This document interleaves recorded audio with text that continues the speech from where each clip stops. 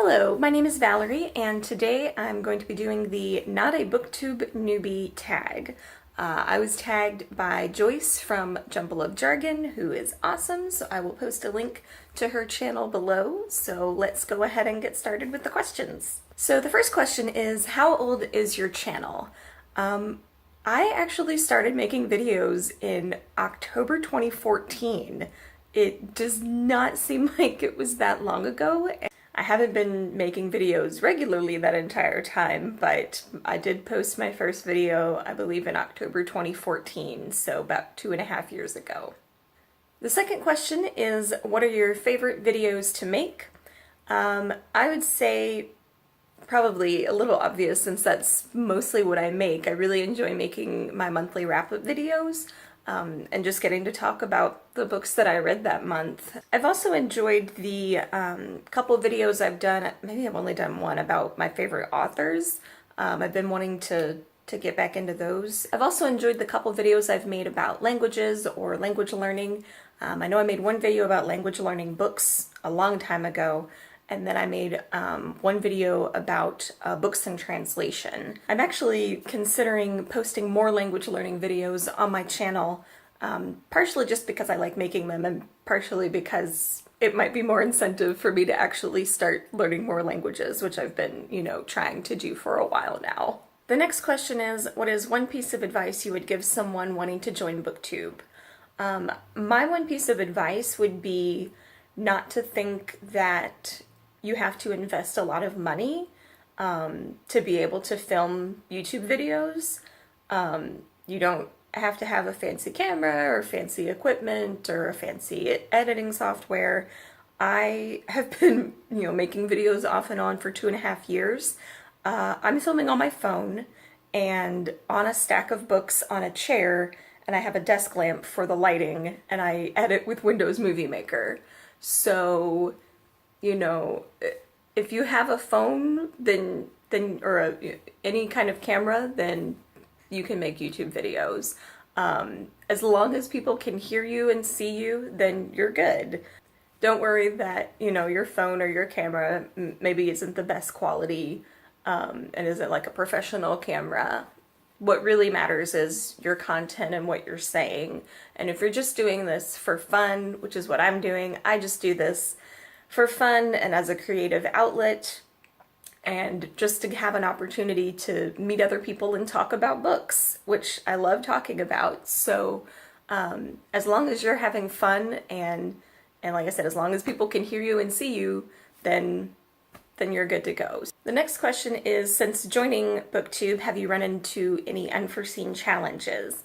And I guess the biggest challenge, though I don't know how unforeseen it was, has been finding the time and motivation to make videos. And I think a lot of the people that I've seen do this tag have said the same thing. So it's kind of a common challenge, I think.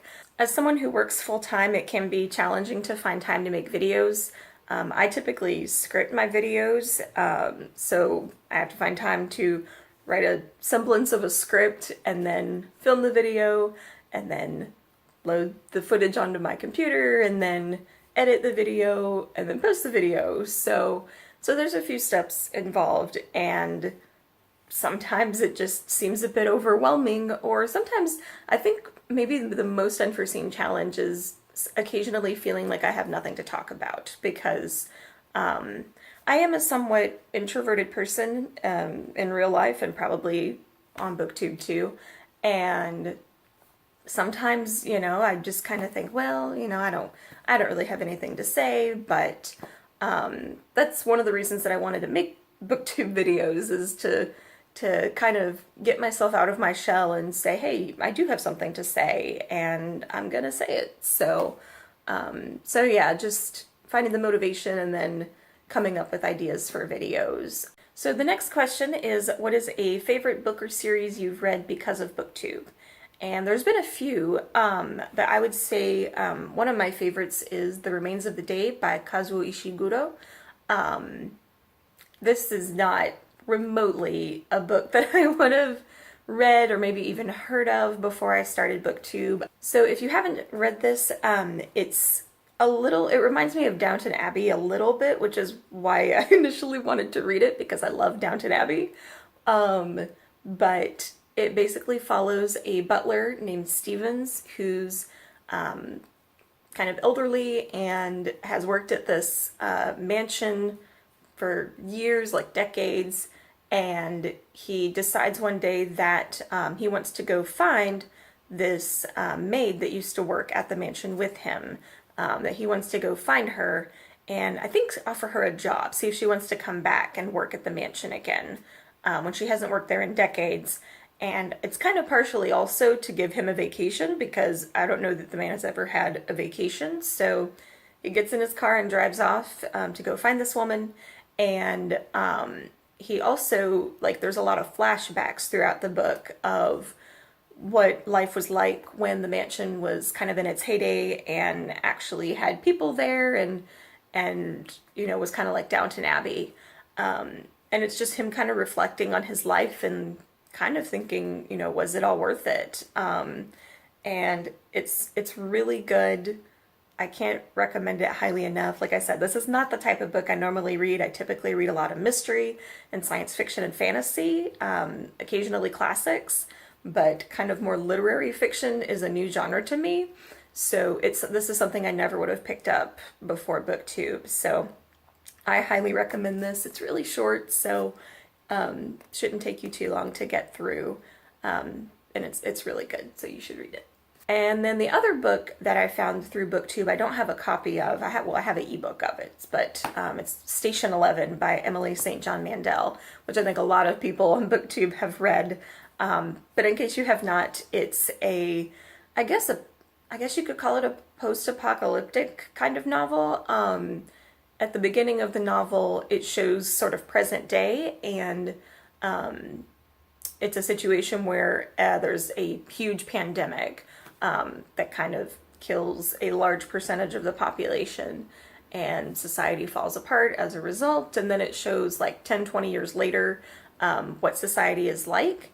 And I loved how the characters were all kind of interconnected and kind of just talked a lot about humanity and the will to survive and all of that. And I especially loved how all the characters were interconnected, and it's just a really good book. The next question is, overall, what is your favorite aspect about Booktube? And I would say just talking to other people about books and getting more book recommendations, as I've been saying a lot lately. Not that I need them, but because I have so many books already that I want to read, but I'm always happy to hear about other books that never would have been on my radar. Like I said, Remains of the Day, I never would have picked up that book if I hadn't heard about it on Booktube.